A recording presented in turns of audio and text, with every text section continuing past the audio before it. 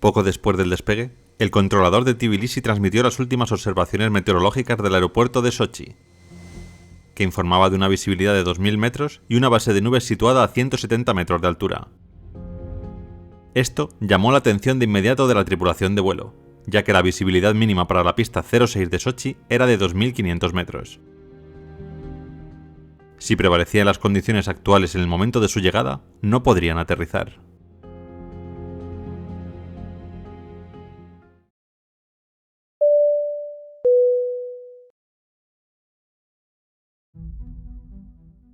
...3 de mayo de 2006... Aeropuerto de Zvartnots, Ereván, Armenia.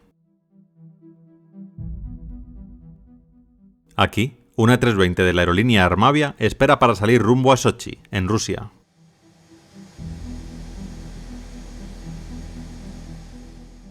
Desde su independencia en 1991, Armenia ha contado con varias aerolíneas que han llevado temporalmente la bandera tricolor del país antes de cesar sus operaciones. Una de ellas fue Armavia, que comenzó a operar a principios de la década de 2000, y se destacó en parte por su decisión de convertirse en el primer operador del Sukhoi Superjet 100, de fabricación rusa, en 2011. Desafortunadamente, los costes asociados con el nuevo tipo de aeronave y una crisis económica llevaron a la empresa a la quiebra en octubre de 2013. A lo largo de la existencia de la aerolínea, el Airbus A320 y el A319 formaron el núcleo de la flota de Armavia. Entre los destinos a los que prestaba servicio Armavia se encontraba el puerto ruso de Sochi, en el Mar Negro, enclavado en una estrecha costa al pie de las montañas del Cáucaso. Armavia operaba varios vuelos entre Ereván, la capital de Armenia, y el aeropuerto internacional de Sochi, incluido el vuelo nocturno 967, cuya salida estaba prevista poco antes de la 1 de la madrugada. La duración normal de este vuelo era de aproximadamente 1 hora.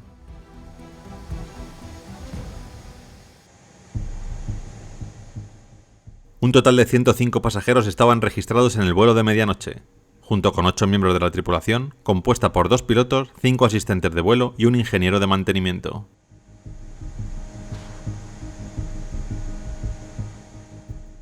El piloto al mando era el capitán Grigor Grigorian, de 40 años, que había aprendido a volar en la Unión Soviética, empezando su carrera con el biplano Antonov AN-2. Más tarde, voló en el Jak-40 para Armenian Airlines y Arabatavia, antes de incorporarse a Armavia como piloto de A320 en 2004. El segundo al mando era el primer oficial Arman Davtyan, de 29 años, que recibió su entrenamiento inicial en Rusia a finales de la década de 1990, volando el Tupolev Tu-154 para Chernomor Avia, con base en Sochi, y más tarde Armenian Airlines, la aerolínea de bandera original de Armenia hasta su quiebra en 2004. Posteriormente, se unió a Armavia como copiloto del ATR-42 antes de ascender a primer oficial del A320 ese mismo año. Antes de la salida, la tripulación del vuelo recibió la documentación de despacho, incluidos los informes meteorológicos para su destino.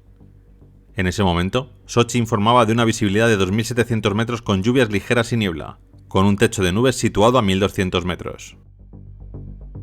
Sin embargo, el pronóstico indicaba que a la hora estimada de llegada del vuelo 967, el techo de nubes descendería a 210 metros, con niebla intermitente que restringiría la visibilidad a tan solo 800 metros. El tiempo no era tan malo como para impedir la salida, pero las condiciones eran lo suficientemente marginales como para que el capitán Grigorian decidiera llevar suficiente combustible no solo para volar a su aeropuerto alternativo en Rostov del Don, sino también lo suficiente para dar la vuelta y volar de regreso a Ereván. A las 00:47 y tras cargar el combustible solicitado y realizar las comprobaciones finales, el vuelo 967 comenzó su carrera por la pista de despegue.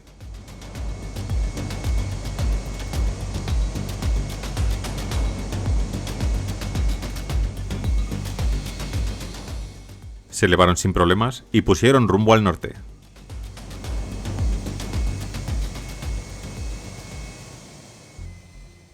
«12 minutos después del despegue, la tripulación se puso en contacto con el centro de control del área de Tbilisi, Georgia, que les autorizó a ascender a su altitud de crucero de 34.000 pies. Minutos después, el controlador de Tbilisi transmitió las últimas observaciones meteorológicas del aeropuerto de Sochi, que informaba de una visibilidad de 2.000 metros y una base de nubes situada a 170 metros de altura. Esto llamó la atención de inmediato de la tripulación de vuelo, ya que la visibilidad mínima para la pista 06 de Sochi era de 2.500 metros. La pista 02, que carecía de un sistema de aterrizaje instrumental, tenía mínimos aún más altos, 3.000 metros de visibilidad y nubes a 220 metros de altura. Si prevalecían las condiciones actuales en el momento de su llegada, no podrían aterrizar.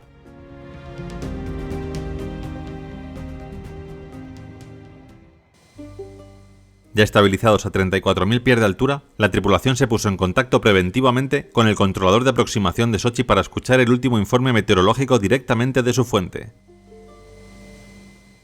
En la mayoría de aeropuertos importantes, esto se lograría sintonizando el Servicio Automatizado de Información de Terminal, ATIS, pero Sochi carecía de un sistema de este tipo. Armavia 967, ahora estamos por debajo de los mínimos aquí. Es decir, en la pista 06 el techo de nubes a 170 metros, visibilidad 2000 y los mínimos son 170 por 2500. Y en la pista 02 el techo de nubes está a 170 metros, visibilidad 2000. Allí se requieren 220. Con bastante más combustible a bordo del que se necesitaba para el viaje, la tripulación de vuelo estaba dispuesta a correr el riesgo de permanecer sobre el aeropuerto y esperar a que las condiciones mejoraran por encima de los mínimos. Pero solo si el pronóstico indicaba una tendencia general de mejora. De lo contrario, sería mejor no molestarse. El controlador tardó un tiempo en volver a contactar, pero a las 01:16 la aproximación de Sochi se puso en contacto de nuevo. Buenas noches, el pronóstico en 2 horas será de 150 por 2000. ¿Me está diciendo que en 2 horas serán peores las condiciones? Eso es, ¿qué harán entonces? ¿Cómo que qué haremos? ¿Regresar a Armenia? Resignados a no poder aterrizar en Sochi, el capitán Grigorian y el primer oficial Davtyan dieron la vuelta e iniciaron el regreso a Armenia a través de Georgia.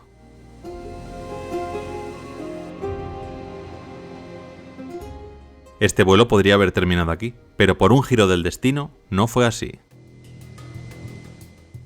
10 minutos después de dar la vuelta, la tripulación decidió intentarlo una última vez. A las 01:26 volvieron a preguntar al controlador de aproximación de Sochi por el estado del tiempo, pero esta vez añadieron de manera ominosa que había autoridades a bordo. Realmente no había ninguna autoridad a bordo, pero al dar a entender que sí lo había, la tripulación esperaba intimidar al controlador para que proporcionase un informe meteorológico más optimista. Aunque sobra decir que llevar autoridades a bordo no hace que mejore el tiempo milagrosamente. Unos minutos después, el controlador volvió a comunicarse con la última actualización meteorológica. Armavia 967, visibilidad 3600, techo de nubes 170, durante los siguientes 30 minutos. Estas condiciones estaban un poco por encima de los mínimos, así que el capitán decidió que era suficiente como para volver a dar la vuelta dirección a Sochi.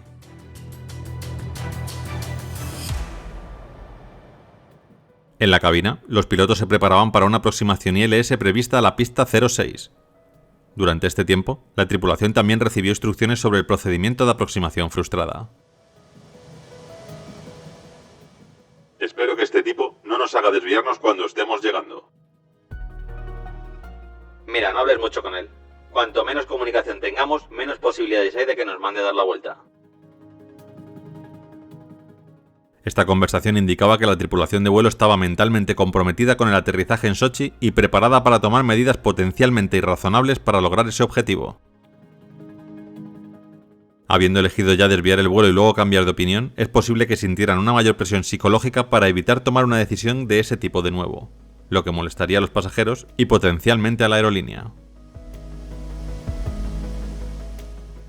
Fue en ese momento cuando comenzaron a desarrollarse los primeros indicios de una relación adversa con los controladores de Sochi. En sus conversaciones, los pilotos caracterizaron sus discusiones con Sochi Approach como una negociación, en lugar de un mero intercambio de información como suele ser habitual. Como si las condiciones meteorológicas informadas las diera el controlador en función de su estado de ánimo y no la madre naturaleza.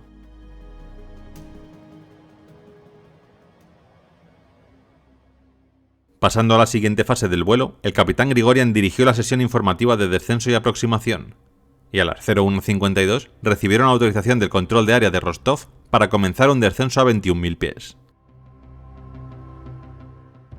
Los pilotos seleccionaron inmediatamente la nueva altitud objetivo y después presionaron el botón de velocidad vertical para activar el modo de descenso controlado por el piloto automático. Sin embargo, el capitán Grigorian parecía insatisfecho con la velocidad de descenso que resultó de esta selección de modo. No está descendiendo. ¿Qué le pasa al cacharro este? A este ritmo volveremos a tener malos datos y no podremos aterrizar. Desciende tú. Acto seguido tiró de la perilla de altitud hacia afuera, poniendo el modo descenso abierto, controlado por los pilotos. Como resultado de esta selección, su velocidad de descenso aumentó de 1000 pies por minuto a 2400 pies por minuto. A la 1:58 la tripulación recibió autorización del centro de Rostov para descender a 11.900 pies. Y a las 2 se les indicó que se pusieran en contacto con el controlador de aproximación de Sochi para recibir más instrucciones. Después de establecer contacto, el controlador de aproximación de Sochi les informó que la visibilidad actual era de 4 kilómetros con la base de nubes a 180 metros en medio de una lluvia ligera. Estas condiciones se mantenían por encima de los mínimos de aproximación. En respuesta al informe, el capitán Grigorian decidió iniciar la aproximación. A las 2:03, el controlador de radar autorizó al vuelo 967 a descender a 2100 pies y comenzar el viraje a la derecha hacia el rumbo de aproximación final 060. Debido al descenso sostenido sin el tren de aterrizaje, los flaps o los frenos aerodinámicos extendidos, su velocidad aerodinámica ya se había disparado a 280 nudos, lo que era demasiado rápido para esta etapa de la aproximación. Para empeorar las cosas, todavía estaban descendiendo a 10.000 pies, unos 3.000 pies por encima de la altitud esperada en ese punto de la aproximación. Momentos después, Grigorian desactivó el piloto automático durante 14 segundos para hacer el viraje de manera manual, más cerrado y rápido en comparación a como lo haría el piloto automático.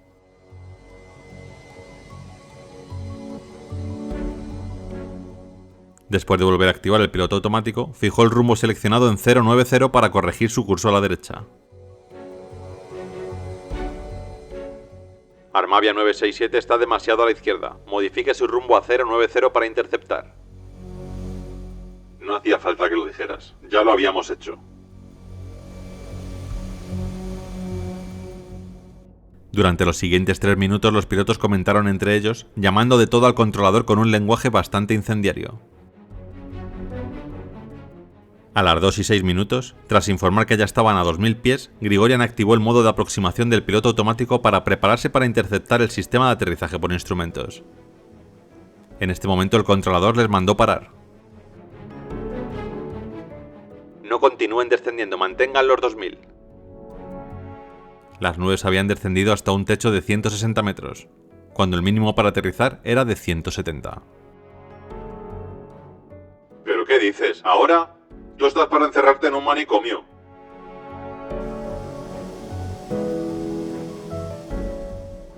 Aún así, los pilotos colocaron los flaps en la posición 1, por si acaso el controlador les avisaba rápidamente de que podían aterrizar. Flaps en 1. Que se joda. Al parecer, los pilotos sintieron que mover los flaps cuando les habían ordenado no aterrizar era un acto de rebeldía. Segundos después, ordenó los flaps 2 y redujo la velocidad aerodinámica seleccionada a 133 nudos en preparación para seleccionar los flaps 3 y finalmente los flaps full.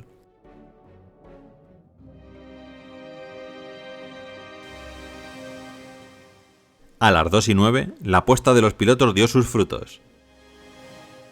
Cuando el controlador de radar llamó y dijo: Armavia 967, contacte torre 4000 por 190.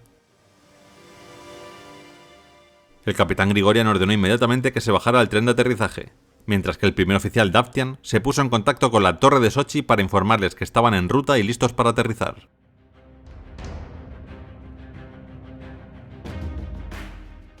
Al final ha perdido. A veces se gana y otras... Este tío solo quiere que nos dé un infarto. El capitán Grigorian aumentó la velocidad aerodinámica a 137 nudos y luego ordenó flaps full. Después, repasaron la lista de verificación para el aterrizaje, y cuando estaban a punto de terminar, el controlador les contactó de nuevo. Armavia 967, detengan el descenso. Las nubes bajaron a 100 metros, giren a la derecha y vuelvan a ascender a 2000 pies.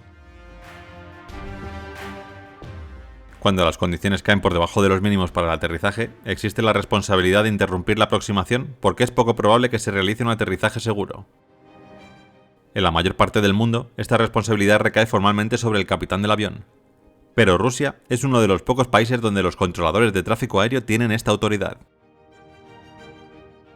Así que a los pilotos no les quedó otra que acatar. Eso sí, como llevaban haciendo durante todo el vuelo, los gritos e improperios en la cabina no faltaron. Pero en lugar de avanzar las palancas de empuje al modo toga y activar el modo de aproximación frustrada, el capitán Grigorian, mientras maldecía, presionó primero el botón presionar para nivelar, que hace exactamente lo que dice. El capitán Grigorian utilizó también la perilla de rumbo en la FCU para seleccionar un rumbo sureste de 172 grados para iniciar un viraje a la derecha, como había ordenado el controlador de tráfico aéreo. Grigorian también empezó a hacer movimientos con los pedales del timón, algo que no es necesario en el A320. El hecho de que Grigorian intentara mover el timón sugiere que ya estaba empezando a perder la conciencia de la situación. Cuando comenzaron el viraje, el controlador de la torre repitió las instrucciones y le dijo a la tripulación que se pusiera en contacto con el controlador de radar. Grigorian, nuevamente sin decir nada, aumentó la altitud seleccionada en la FCU de 2100 pies a 3200. Pero no había ninguna razón obvia para hacer esto, porque la altitud de aproximación frustrada eran los 2100 pies a los que ya estaba aproximándose. Se activó el modo de ascenso abierto. El piloto automático levantó el morro de forma abrupta para comenzar a ascender a 8000 pies por minuto. Al mismo tiempo, el autoacelerador intentó aumentar la potencia hacia el ascenso máximo. Pero la respuesta de los motores fue demasiado lenta para evitar que su velocidad aerodinámica disminuyera, dado que el avión estaba todavía en la configuración de aterrizaje, con el tren bajado y los flaps en full. Desafortunadamente, el capitán Grigorian no estaba al tanto de esto, y su reacción sugiere que creía que su avión estaba en peligro. Sorprendido por el pronunciado ángulo de inclinación, las elevadas fuerzas G y la inesperada advertencia, Grigorian finalmente avanzó las palancas de empuje a toga, activando el modo de aproximación frustrada y luego desconectó el piloto automático. ¿Por qué está la altitud seleccionada en 3200? Ah, 2100. Ponla en 2100. ¿No lo habías hecho tú ya? Ponla a 2100. Cuando Daftian seleccionó 2100 pies en la ventana de altitud de la FCU, el director de vuelo redujo la inclinación ya que la altitud seleccionada ahora estaba más cerca de la altitud real. Al mismo tiempo, el capitán redujo el empuje, pero a estas alturas de la aproximación frustrada aún no se habían dado cuenta de que seguían con los flaps en posición full y con el tren de aterrizaje desplegado. El avión ascendía lentamente a una cómoda velocidad de 163 nudos. La altitud y el empuje estaban ajustados correctamente, y Grigorian se inclinaba 20 grados a la derecha, exactamente como se exigía en el procedimiento de aproximación frustrada de Sochi. A las 2:12, el controlador de la torre repitió la instrucción de contactar con el controlador de radar, cosa que todavía no habían hecho. Cuando el primer oficial Daftian volvió a confirmar la instrucción, sin que él lo supiera, el capitán Grigorian comenzó a empujar hacia adelante su palanca lateral para bajar el morro, lo que haría que el avión se nivelara antes de alcanzar la altitud de aproximación frustrada. Empujó su joystick hacia adelante, lo suficiente para poner el morro por debajo del horizonte y poner el avión en descenso. Un segundo después, Grigorian gritó: ¡Flaps! Cuando la velocidad aumentó, pudo ver en su pantalla que se acercaba a la velocidad máxima permitida con los flaps extendidos, lo que hizo que recordara que aún no los habían retraído. El primer oficial Daftian colocó inmediatamente los flaps en la posición 2, pero antes de que pudieran retraerse por completo, se excedió la velocidad límite de los flaps, lo que hizo que una alarma comenzara a sonar en cabina. El avión, que giraba 33 grados a la derecha y se inclinó 5 grados hacia abajo, se embarcó en una espiral cada vez más cerrada mientras sonaban las alarmas en la cabina. El primer oficial Daftian retrajo los flaps a la posición 1, donde la velocidad máxima era de 215 nudos. Pero con los motores a potencia de ascenso y el morro apuntando hacia abajo, estaban acelerando tan rápido que esto no logró silenciar la advertencia de exceso de velocidad. Al mismo tiempo, el capitán Grigorian volvió a empujar su palanca otra vez hacia adelante, lo que provocó que el morro cayera hasta menos 11 grados. 6 segundos después, el primer oficial Daptian gritó: ¡nivélalo! Casi al mismo tiempo, la advertencia de proximidad al suelo comenzó a sonar. Al darse cuenta de que algo iba terriblemente mal, el copiloto agarró su propio joystick lateral y lo empujó hasta el tope izquierdo en un intento de evitar el pronunciado giro a la derecha. Pero sin darse cuenta, empeoró aún más el problema. Al coger el mando de manera tan rápida y con fuerza, lo movió hacia adelante, lo que empujó el morro aún más hacia abajo. Grigorian reconoció las alertas del GPWS y comenzó a tirar de su joystick hacia atrás para levantar el morro. Pero como él y Daptian estaban haciendo entradas opuestas, no funcionó. Sin saber por qué el avión no reaccionaba a sus órdenes, Grigorian, presa del pánico, gritó: ¿qué está pasando? A las 2:13:03, el vuelo 967 de Armavia se estrelló contra la superficie del Mar Negro a una velocidad de 285 nudos. En un instante, 113 vidas se extinguieron para siempre.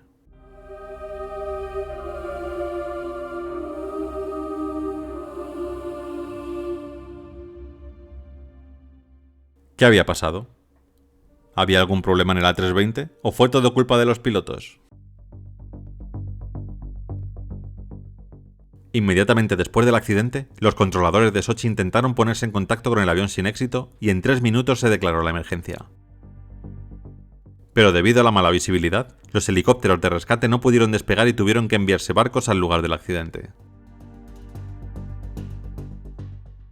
El lugar exacto del accidente no se descubrió hasta las 8:08 de la mañana siguiente, cuando un barco operado por el Ministerio de Servicios de Emergencia de Rusia descubrió una mancha de petróleo y escombros. A las 11:30 ya se estaban sacando cuerpos del agua. En Armenia la reacción fue de conmoción y dolor. El accidente fue, con diferencia, el peor desastre aéreo que haya sufrido el país antes o después de la independencia, y tanto Armenia como Rusia declararon periodos de duelo nacional. Encontrar las cajas negras requirió varias semanas de reconocimiento submarino, pero la grabadora de voz fue finalmente encontrada el 22 de mayo y la grabadora de datos de vuelo fue encontrada a 40 metros de distancia 2 días después. Utilizando los datos de las cajas negras, el MAC y Airbus realizaron un estudio detallado del rendimiento para determinar si el avión respondía normalmente a las órdenes que se le daban, lo que revelaría la presencia o ausencia de factores externos como hielo, cizalladura del viento o fallo mecánico. El análisis no encontró nada sospechoso. Hasta donde se pudo saber, el avión se comportó de acuerdo con sus especificaciones de diseño y respondió como se esperaba a las órdenes del piloto y del piloto automático durante todo el vuelo.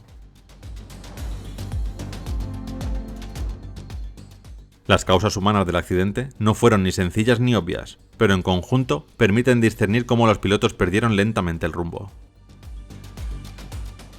Mientras realizaban el ascenso con el piloto automático desactivado, el capitán, que se encontraba en una condición de estrés psicoemocional, realizó entradas de control con el morro hacia abajo debido a la pérdida de conciencia de cabeceo y balanceo.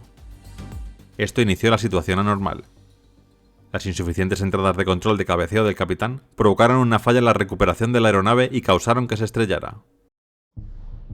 Junto con las entradas de control inadecuadas del capitán, los factores que contribuyeron al accidente también fueron la falta de monitoreo de la actitud de cabeceo, la altitud y la velocidad vertical de la aeronave por parte del primer oficial y la falta de reacción adecuada de la tripulación a las advertencias del GPWS. La orden inesperada de frustrada por parte del controlador en un entorno de alto estrés llevó al capitán Grigorian al límite y comenzó a cometer errores. En lugar de aplicar el procedimiento de frustrada, su prioridad inmediata fue ejecutar las órdenes muy específicas del controlador, sin reconocer que estas órdenes eran totalmente coherentes con una frustrada estándar. Como resultado, no activó el modo de frustrada ni pidió la retracción de flaps y el tren de aterrizaje. Trágicamente, los investigadores calcularon que el accidente podría haberse evitado en casi cualquier momento si los pilotos hubieran trabajado juntos para ejecutar la maniobra de escape del terreno aplicando potencia a toga y tirando de las palancas laterales completamente hacia atrás. De hecho, la trayectoria de vuelo solo se vio irrecuperable unos 5 segundos antes del impacto. Como resultado de sus hallazgos, el MAC emitió 22 recomendaciones de seguridad.